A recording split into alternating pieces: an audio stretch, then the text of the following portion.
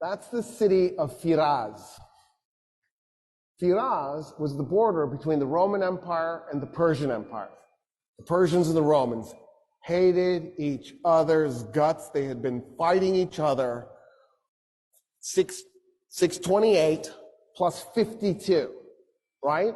It was 53 BC, the Battle of Karhae, but there's no year zero, so you have to subtract one. That's why I'm doing 52. So what is 28 plus 52? 80. For 680 years, the Romans and the Persians had been fighting each other. Can you comprehend 680 years of warfare? Like, I don't even know what that means. What does that even mean? By the time Khalid ibn Walid gets to Firaz, the Persians and the Romans looked at each other and went, you are no longer the enemy. We have a new enemy. I don't know where these guys even came from. Because you have to remember, at this point in time, the Persians had been an empire for 1,200 years. And the Romans had officially been an empire, calling themselves an empire, for 600 years, but they had been imperial for the 300 before that. Because even before Rome was an empire, it owned Spain, it owned North Africa, it owned Syria, it owned Turkey, it owned Greece, right?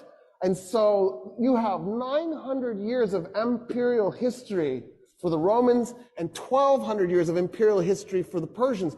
There's 21 centuries between those two empires.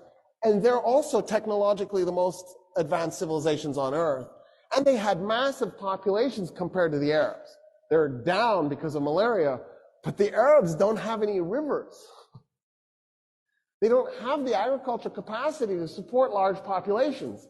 The Arabs are outnumbered, they're out-technologied, they're out-moneyed, they're out-experienced, they're out-equipped.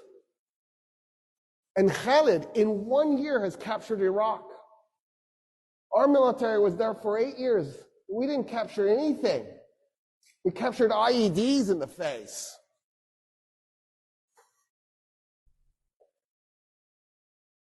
So the Persians go to the Romans, they're like, okay, we're going to fight this one as allies, right? And the Romans are like, yes, yeah, we're good. Because in the meantime, an Arab army has attacked from this side and is trying to get to Jerusalem. And so the Romans know that the Arabs, you're outnumbered, you're out-technology, you're out-moneyed, and you're facing two empires.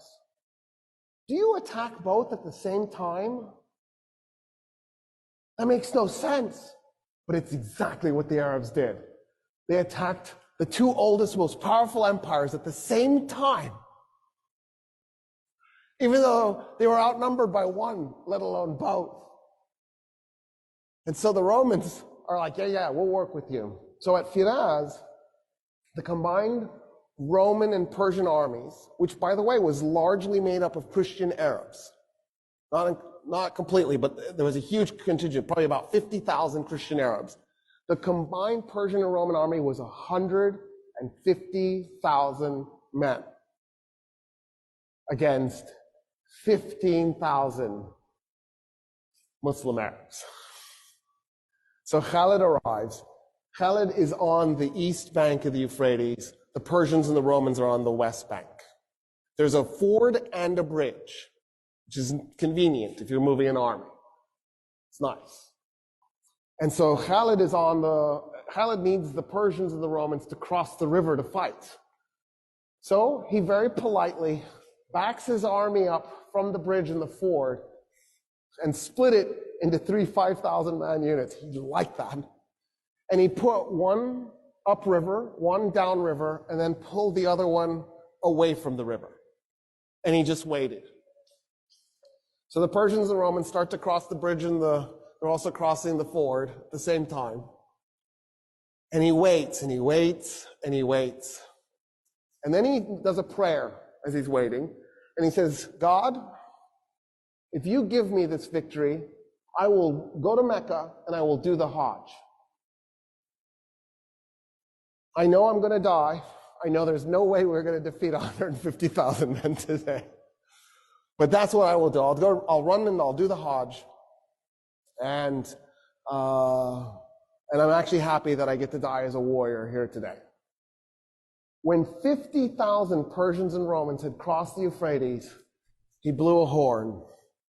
The men that were up and down river attacked them by going along the riverbank and tried to then merge at the bridge and the ford so that they would cut the guys who had crossed off from the guys on the other side. Then what Khalid did was he took the 5,000 men who against 50,000 and he has them charge into him. And he had his men as thin as possible. And then he backs his men up. And then he charges again. And then he backs his men up. And he charges again. And every time his horses go in to those men, it compressed them a little bit. It compressed them a little bit more. So after a while, the Persians and the Romans are so compressed they can't move their arms, they can't swing their weapons. He's just compacted them together. And they realize what he's done to them. And they panic. And they turn around to run back to the river to cross it. 50,000 men turning all at once to stampede. You could hear the bones breaking. And then the Muslim Arabs just went in and started killing them as they're running. By the time the battle was done, 200 Muslim Arabs were dead. 50,000 Persians and Romans were dead.